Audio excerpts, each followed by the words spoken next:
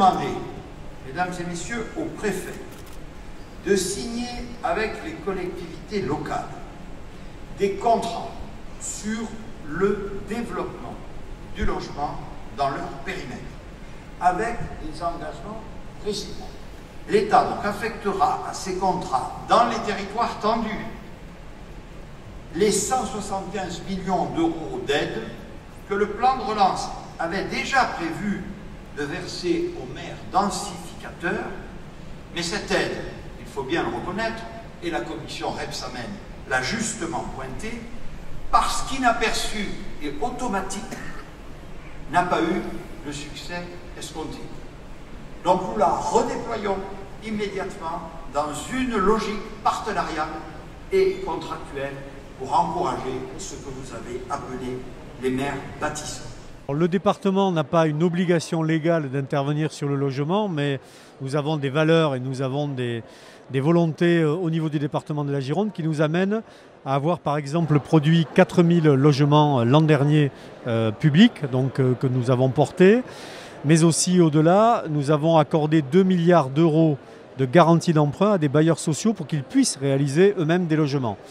Donc nous sommes pleinement acteurs, nous le sommes tellement que nous avons ce qui s'appelle une délégation des aides à la pierre, c'est-à-dire que nous sommes amenés à pouvoir produire directement du logement nous-mêmes. 33 millions d'euros initialement prévus, 15 millions d'euros en fait en plus investis, c'est-à-dire que nous sommes à 48 millions d'euros désormais. Nous investissons aujourd'hui 2 fois plus que l'État pour le logement social. Donc nous sommes pleinement engagés avec les bailleurs sociaux, avec des associations, y compris d'ailleurs pour produire des innovations en matière d'habitat et de logement. Nous, de notre côté, on a comme ambition dans les 10 prochaines années, ambition qui est partagée du coup avec tous nos partenaires à l'échelle de la région, d'arriver à avoir un taux de 12 logements étudiants pour 100 étudiants. Aujourd'hui, ce taux est à 8. Et donc pour ce faire, on mobilisera une enveloppe de presque 26 millions d'euros sur les 7 prochaines années, avec l'ambition de cofinancer 700 logements par an.